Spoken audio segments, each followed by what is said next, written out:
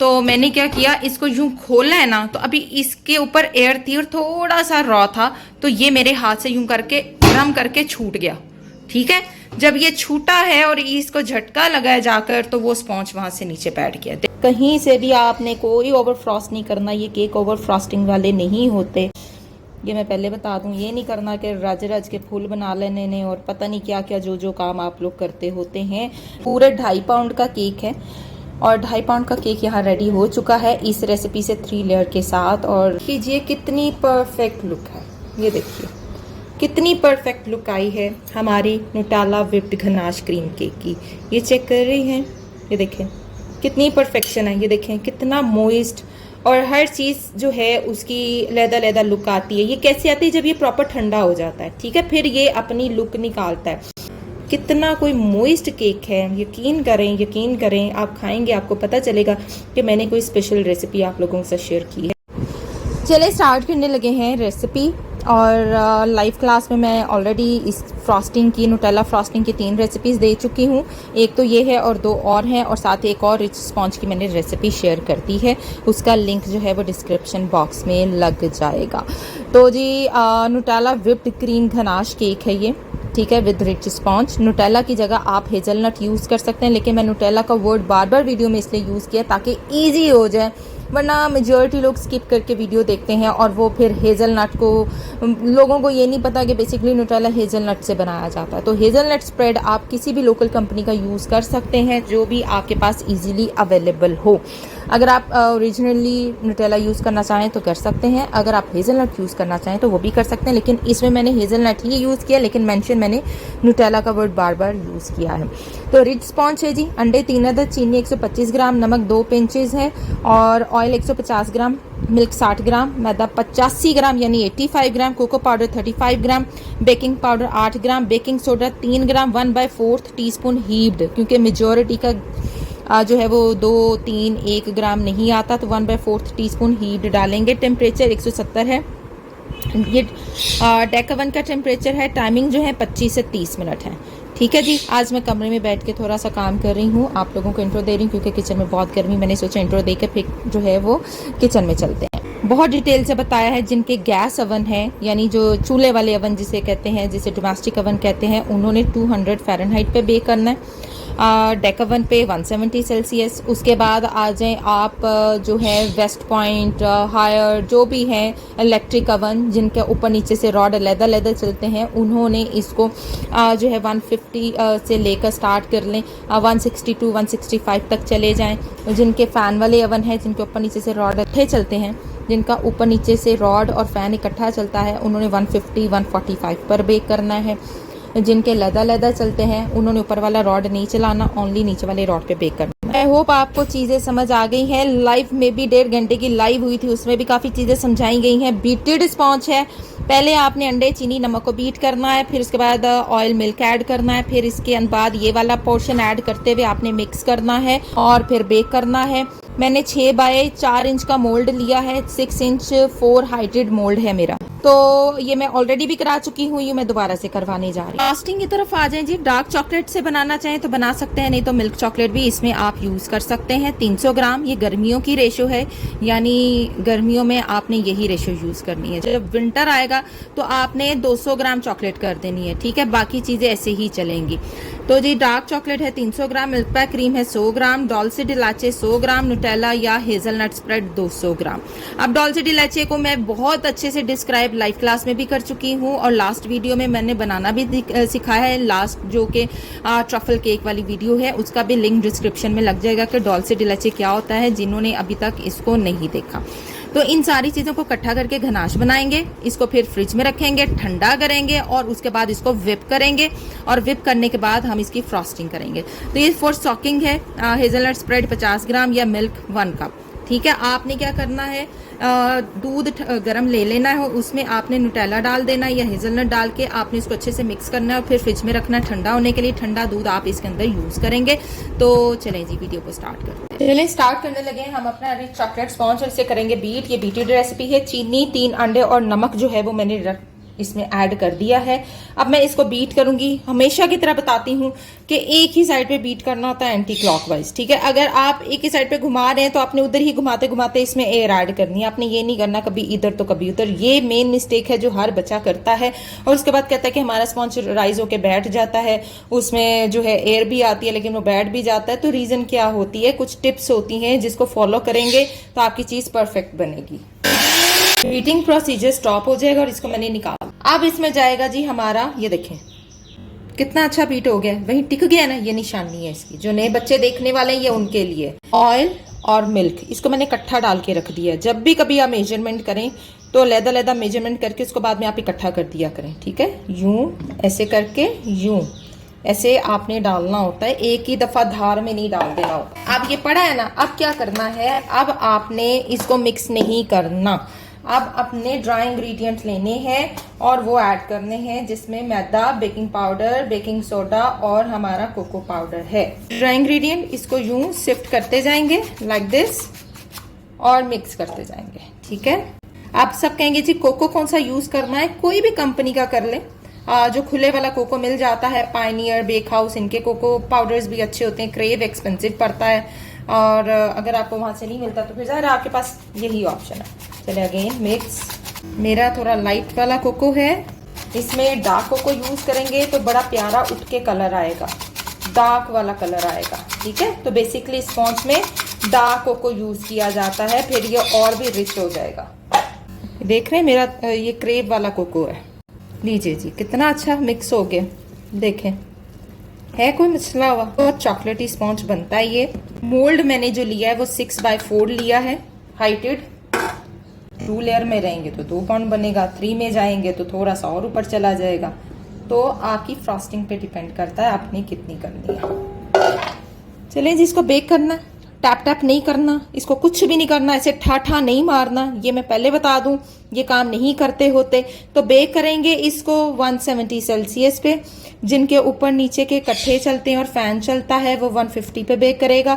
जिनके रॉड वाले लैदा चलते हैं वो 160 to 165 पर बेक करेंगे, ऊपर वाला रॉड नहीं चलाएंगे। चलिए जी देखते हैं। अच्छा अब मैं एक आपको चीज आपके साथ शेयर करने जा रही हूँ, स्पॉन्ज बैठने की रीजन। ये देखें मेरा बैठा है, क्यों बैठा है।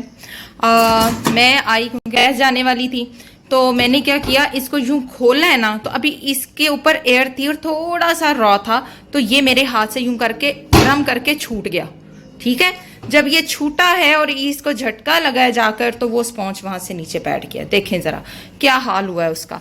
तो ये रीज़न होती है कि ये जो स्पॉन्ज है ना, चॉकलेट रिच स्पॉन्ज, ये बड़ा ही कोई नरमो नाजुक स्पॉन्ज है, बड़ा ही, इसको मैं क्या बताऊं आपको कि थोड़ा सा हिलने से ये ऐसे डंप होके नीचे बैठ गया। और मुझे काफ़ी दुख हुआ कि ये मुझसे क्या हो गया कि एकदम से, क्योंकि वो गर्म हुआ था, उसका हैंडल वो एकदम से छूटा और वो डंप करके उसको लगा और वो हिला और वो स्पॉन्ज ड्रम से नीचे बैठ गया। तो ये रीज़न भी होती है स्पॉन्जेस बैठने की। तो कोई ऐसी बात नहीं है, अगर इतना बैठा है तो हमने सिर्फ ऐसे हल्की सी लेयर ऊपर से उतार दी है और हम अपना काम कर लेंगे। और ये जो बैठा हुआ है ना, उस लेयर को क्रम करके हम बीच में डालेंगे तो हमारी लेयर पूरी हो जाएगी। तो उसकी टेंशन नहीं, वो भी दिखाते हैं कैसे करना है। चलिए जी इसको हम ठंडा करेंगे, कम से कम भी 7 से 8 घंटे इसको रेस्ट देंगे और उसके बाद जो है हम इसकी फ्रॉस्टिंग करेंगे। चलिए जी फ्रॉस्टिंग शुरू करने लगे हैं। चीज़ें मैं बता दूं क्या क्या डाल चुकी हूँ। नोटाला डाल चुकी हूँ, ठीक है। उसके बाद हमारा डॉल्चे डिलाचे और क्रीम डाल दिया। चॉकलेट में डालने लगी, मुझे याद आया कि ये मैं चीज़ें आपके सामने प्रोसेस करूँ। ओके जी, चॉकलेट जो है वो 100 ग्राम ऑलरेडी जा चुकी है मेरी, हमारा काम हो गया। अच्छा अब मुझसे लोग बार बार पूछते हैं, हर वीडियो में पूछते हैं, मैं बताती भी हूँ कि मैं जीपी चॉकलेट यूज़ करती हूँ। तो जी ये है जी जीपी चॉकलेट जो कि मैं यूज़ करती हूँ। ये बहुत अच्छी चॉकलेट है और रीज़नेबल है। 1300 का कंपाउंड आता है, आप लोग दराज से भी बाय कर सकते हैं। अच्छा अब ये हमारी गनाश बनने लगी है, इसको हम मेल्ट करेंगे, चाहे डबल बॉयलर पे कर ले चाहे माइक्रोवेव कर ले। अल्हम्दुलिल्लाह बहुत ज़बरदस्त विप्ड गनाश नुटेला केक बनने लगा। आज अच्छे से मिक्स करेंगे। दोबारा से मैं इसको माइक्रोवेव करूंगी क्योंकि थोड़ी सी कमी बाकी है। चेक कीजिए जी हमारी गनाश रेडी है, ठीक है। अब मैं इसको ठंडा करूंगी और इस जो नुटेला गनाश को अब हमने करना है फज। और कैसे फज होगी, जब हम इसको बीट करके लाइट करेंगे। और इसको उसके लिए ठंडा होना बहुत ज़रूरी है। जब तक ये ठंडी नहीं होगी तब तक ये विप भी अच्छे से नहीं होगी और स्टेबल भी नहीं होगी। तो चलें जी, इसको फ्रिज में रखते हैं, चिल्ड करते हैं, ठंडा करते हैं और फिर विप करते हैं। स्पॉन्ज जो है उसको मैंने निकाल लिया है।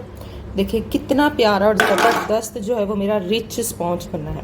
अच्छा, बैठने की रीज़न मैंने आपको बता दी थी कि जी ये बैठा क्यों है, कि जब डेंस स्पॉन्ज को हम ज़ोर से दरवाज़ा बंद करते हैं तो वो यूं बैठ जाता है। अच्छा, अब मैंने बताया था कि जब ये सिचुएशन हो तो देन क्या करना है, स्लोली से ऊपर से यूं कर देना।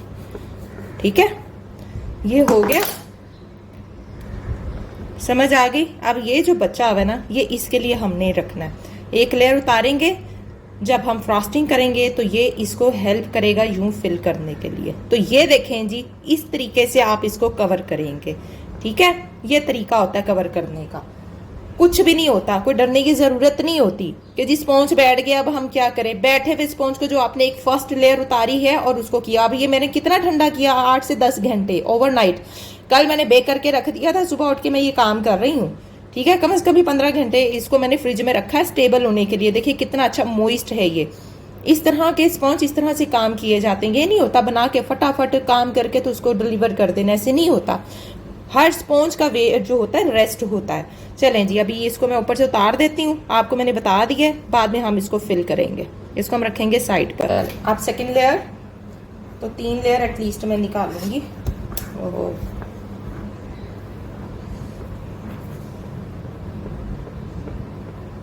ठीक है, आप लोग 2 निकालना चाहें 2 निकाल सकते हैं। ये देखें, ये फर्स्ट लेयर आ गई, ये देखें अभी भी 2 निकल जाएंगी। ये देखें कितना अच्छा हाइटेड स्पॉन्ज बना है 3 अंडों के साथ। जितना ठंडा स्पॉन्ज होगा उतनी अच्छी कटिंग कर देगा वो आपको। पहले साइडों से लगा लिया, ये ले निकल आया। उफ, माशाल्लाह माशाल्लाह, कितनी जबरदस्त है। चलिए जी, यहाँ ठंडी होगी हमारी गनाश और इसको करते हैं विप।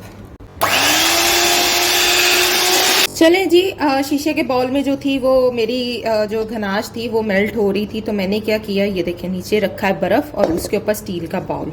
अब जो गनाश है, अब मैं इसको करूँगी विप, क्योंकि मौसम आज इतना को गर्म है, इतना को गर्म है कि किचन में जो है गनाश स्टेबल नहीं रह पा रही। तो ये जो चीज़ें होती हैं, ये हमारा जो दर्जा हरारत कमरे का होता है एसियों वाले, ये वहाँ पे स्टेबल रहती हैं। अगर आप किचन में काम कर रहे हैं तो फिर आपको नीचे जो है बर्तन में बर्फ़ रख के फिर करना पड़ेगा। अभी मैं इसको विप करना है। ठीक है, विप करते करते वो रनी हो रही थी और रनी होते हुए काम खराब हो रहा था। फिर मैंने सोचा आप लोगों के साथ ये भी टिप शेयर कर दूं कि जिन बच्चों से क्रीम्स विप नहीं होती वो यूं बर्फ के नीचे ऊपर रख के अपना काम करेंगे। देखिए अब ये स्टेबल होना शुरू हो गई है और ये बर्फ पर ही रहेगी जब तक हमने अपने केक को लपेट नहीं लेना, सारा कवर नहीं कर लेना। इसी तरह व्हिपिंग क्रीम भी आपने ऐसी ही करनी है और इसी तरह गनाश और फज का यही सीन होता है गर्मियों में।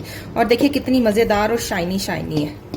अभी मैं ज़रा इसको मज़ीद ठंडा कर लूँ, ठीक है, और फिर इसको मज़ीद विप करते हैं। ये देखिए इसने ऐसे विप होती जा रही है। देखिए कितनी ज़बरदस्त गनाश है, देखिए कितना अच्छा कलर छोड़ रही है। ये चेक करें, ज़बरदस्त। जैसे जैसे ठंडी होगी ये स्टेबल होती जाएगी, तो इसलिए नीचे बर्फ़ रखनी ज़रूरी है और स्टील के बर्तन में ही फिर काम होगा। चलें अब साथ साथ विप करती जाऊंगी और साथ साथ ये स्टेबल होती जाएगी। ये देखें, अब देखें ना जैसे जा रही है वहीं ये देखें कितनी अच्छी है ये गनाश। ये देखें वहीं ठहरती जा रही है। जी अब आप लोग कहेंगे कि किस कलर में होनी चाहिए, तो जब ये लाइट कलर में आ जाए तो देन ये सेट है। ये देखें जी कितना ज़बरदस्त कलर हो गया, नुटेला वाला कलर हो गया ना। लीजिए जी, तो हमारी यहाँ पर जो है विप्ड नुटेला फ्रॉस्टिंग रेडी है, विप्ड गनाश नुटेला फ्रॉस्टिंग। और अब हम अपना केक कवर करेंगे, दैट्स इट। इसको बर्फ के ऊपर ही पड़ा रहने देंगे। नीचे लगाएंगे हम अपनी विप्ड नुटेला लाइक दिस। ये देखें अगेन स्पॉन्ज, कितना प्यारा और मजेदार स्पॉन्ज है। अच्छा जी, सोकिंग मैंने आपको बताया था कि नुटेला एंड मिल्क, गर्म दूध में मैंने नुटेला डाल के उसको मिक्स कर लिया और उसके बाद फिर मैंने ठंडा दूध डाल दिया। ठीक है जी, ये देखें अभी भी नुटेला आ रहा है ना। हर फ्रॉस्टिंग की तरह मेरी ये भी फ्रॉस्टिंग आपको बहुत पसंद आएगी। अच्छा मैं यहाँ बता दूं, पाइपिंग बैग में डाल के लगाइएगा, वरना आपसे ये जो है ना क्रम्ब आएगा और संभालना मुश्किल हो जाएगा। पाइपिंग बैग में डाल के लगाएंगे ना तो आपको मसला नहीं होगा। ठीक है जी, अब ये मोहब्बत नहीं करनी शुरू कर देनी कि बीच में भी नुटेला ड्रिजल करना है, बीच में कुछ नहीं डालना है, ऐसे ही जाएगा ये। सेंटर में हम वो वाला स्पॉन्ज रखेंगे जो कि बैठा हुआ था। ओके, पहले मैं इसको सोक कर लूं। चलो, अब बीच में हम लगा देंगे, इसको भी सोक करेंगे। हाँ जी, हुआ कोई पता चला कैसा जबरदस्त कवर हो गया है? कोई मसला मसाइल जो आप लोग परेशान होते हैं कि इस तरह हमारा बैठ गया, ये हो गया, वो हो गया, इतना शोर बरपा होता है, ऐसा कुछ भी नहीं है। सब कवर करना आता है हम बेकर्स को, हमें पता होता है हमने कहाँ कहाँ क्या क्या चीजें अपनी कवर कर जानी है। डेकेडेंट न्यूटेला केक आज मैंने शेयर किया आपके साथ। न्यूटेला की फ्रॉस्टिंग एक तरह की नहीं होती, ये मैं बड़ी दफ़ा बताया आप लोगों को। हर चीज़ की फ्रॉस्टिंग डिफरेंट डिफरेंट होती हैं और इसमें भी बहुत सारे वर्जन्स हैं न्यूटेला के भी। चलें जी, अब हम नेक्स्ट करेंगे जो हमारा स्पॉन्ज था, ये लें जी, कितनी अच्छी है, देखें जी, जबरदस्त माशाल्लाह।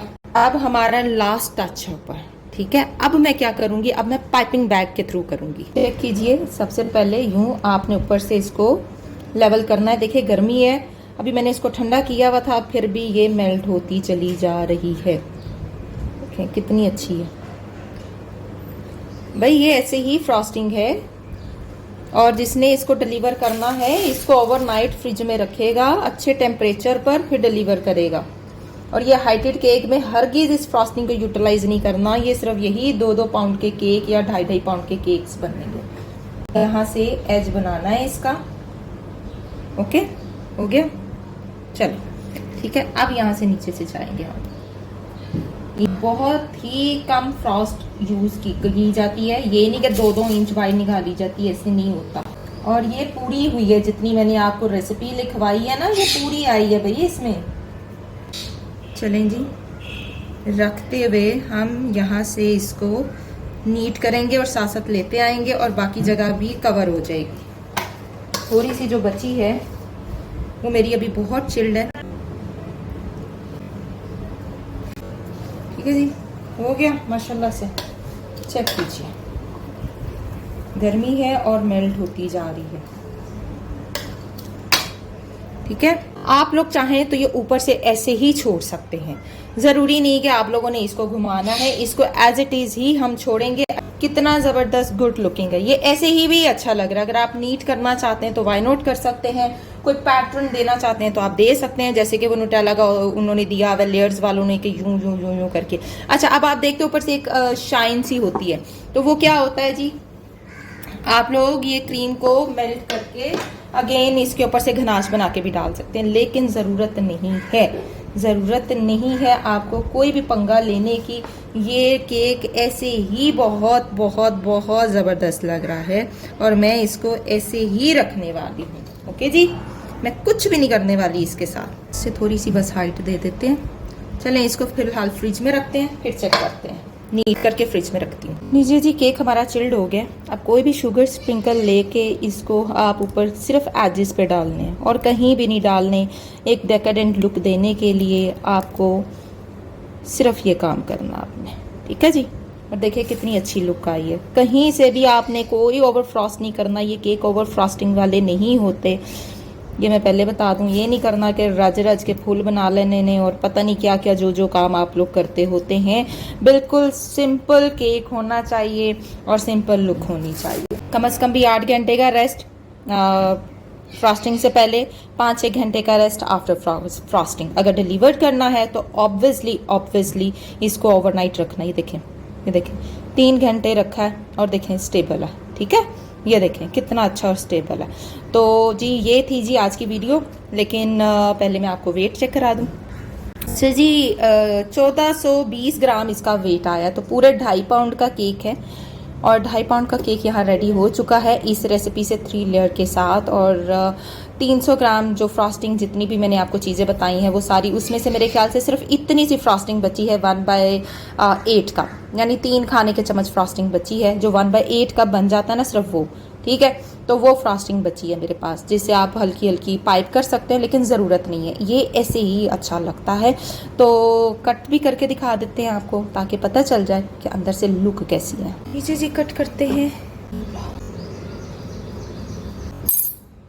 माशाल्लाह। चेक कीजिए कितनी परफेक्ट लुक है, ये देखिए कितनी परफेक्ट लुक आई है हमारी Nutella whipped ganache cream cake की। ये चेक कर रही हैं, ये देखें कितनी परफेक्शन है, ये देखें कितना मोइस्ट, और हर चीज़ जो है उसकी लैदा लैदा लुक आती है। ये कैसे आती है? जब ये प्रॉपर ठंडा हो जाता है, ठीक है, फिर ये अपनी लुक निकालता है। अगर ये ठंडा नहीं होता, आप फौरी कट कर लेते हो तो वो मैसी हो जाता है। जैसे मैंने लास्ट टाइम आपको अपना दूसरा वाला केक फज वाला दिखाया था, जो कि हमारा था ट्रफल केक, ठीक है, वो मैंने फौरी कट करके दिखा दिया था, लेकिन इसको मैंने चिल्ड किया।